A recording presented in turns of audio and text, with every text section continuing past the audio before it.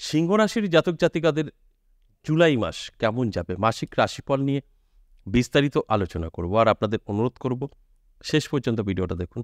কাটবেন না, কেটে কেটে দেখলে অনেক কিছু মিস করে ফেলবেন। কারণ অত্যন্ত গুরুত্বপূর্ণ আলোচনা এই জুলাই মাস, বিশেষ করে সিংহ রাশির জন্য। সিংহ রাশির 3টে প্রাপ্তি ঘটতে চলেছে। 3টে প্রাপ্তি কি কি অবশ্যই কিন্তু বলবো। এছাড়াও আমি বলবো জীবনে অনেক সুযোগ এবং যোগাযোগ আসতে চলেছে এই জুলাই মাস।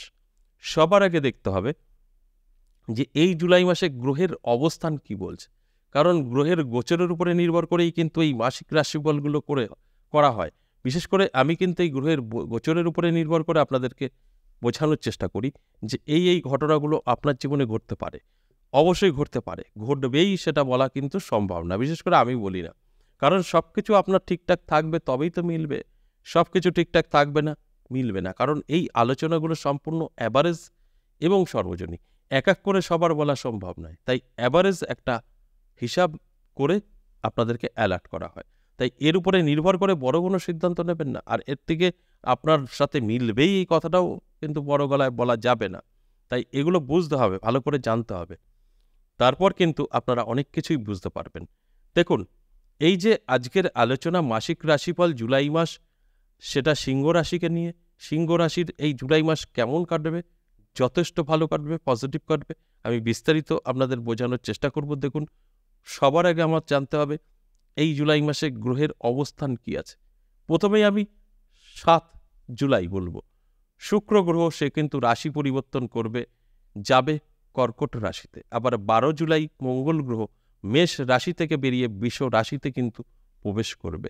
16 জুলাই রবি সে কিন্তু মিথুন রাশি থেকে বেরিয়ে কর্কট রাশিতে প্রবেশ করবে। আর 18 জুলাই বুধ রাশি পরিবর্তন করে সিংহ রাশিতে প্রবেশ করবে। এছাড়াও বেশ কিছু শুভ যোগও কিন্তু এই জুলাই মাসে তৈরি হবে, যে শুভযোগে ভাগ্য বদলে দেবে। তার মধ্যে আমি কয়েকটা শুভযোগের কথা বলে দিচ্ছি।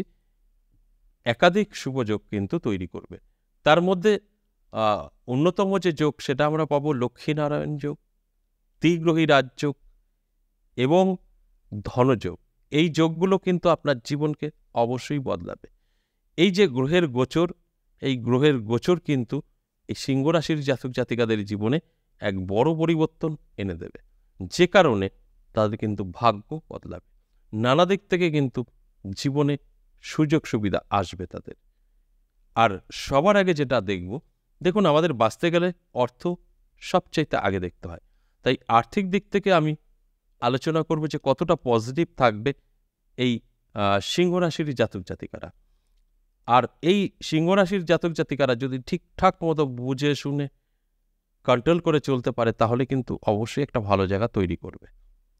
তাহলে আমি প্রথমেই আর্থিক দিকটা দেখব। দেখুন, আর্থিক দিক কিন্তু অনেকটাই পজিটিভ থাকবে, কারণ শুভ গোটা জুলাই মাস যথেষ্ট পজিটিভ থাকছে এই সিংহ রাশির জাতক জাতিকাদের, যে কারণে আপনার জীবনের কিন্তু অবশ্যই একটা বড় পরিবর্তন ঘটবে।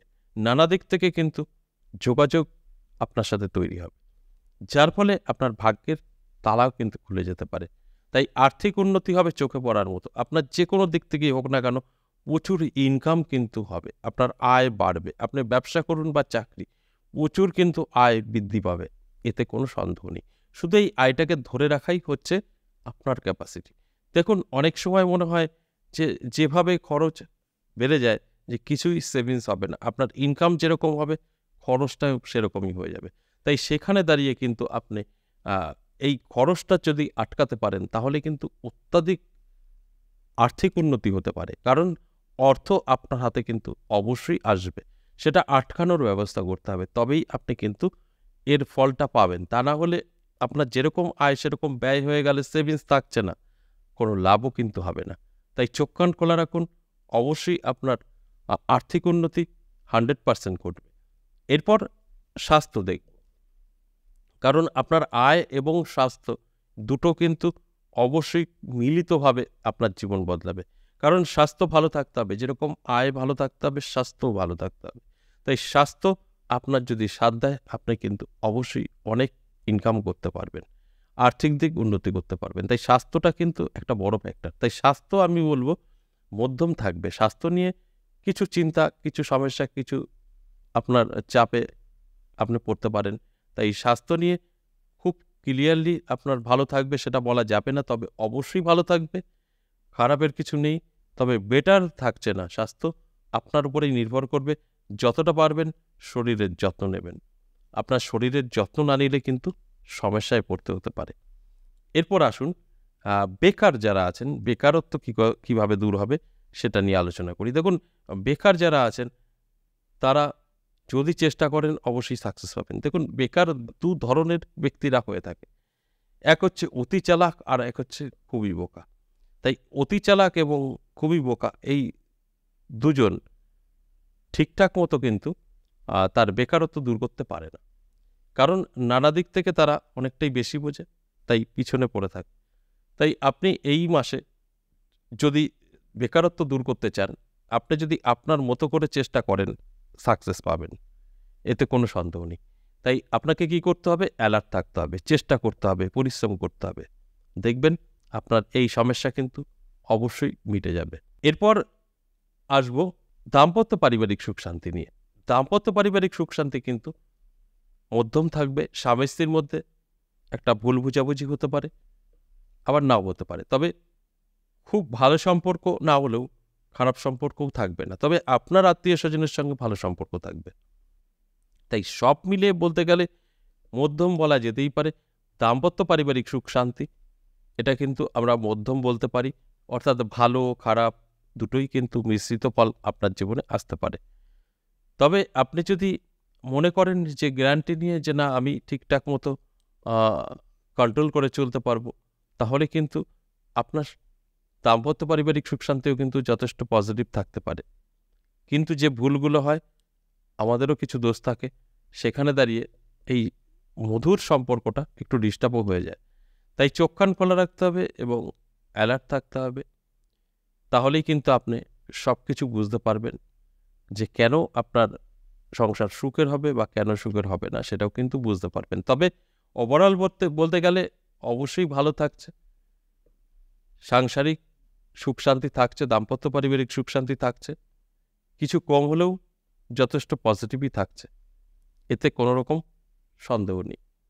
এরপরে আসুন লাভ রিলেশন। যারা লাভ রিলেশনে আছেন তাদের কতটা ভালো থাকবে। দেখুন, লাভ রিলেশনে যারা আছেন তারা কিন্তু যথেষ্ট পজিটিভ এই সময়টা থাকবে। আপনারা যে কোনো ডিসিশন কিন্তু নিতে পারেন।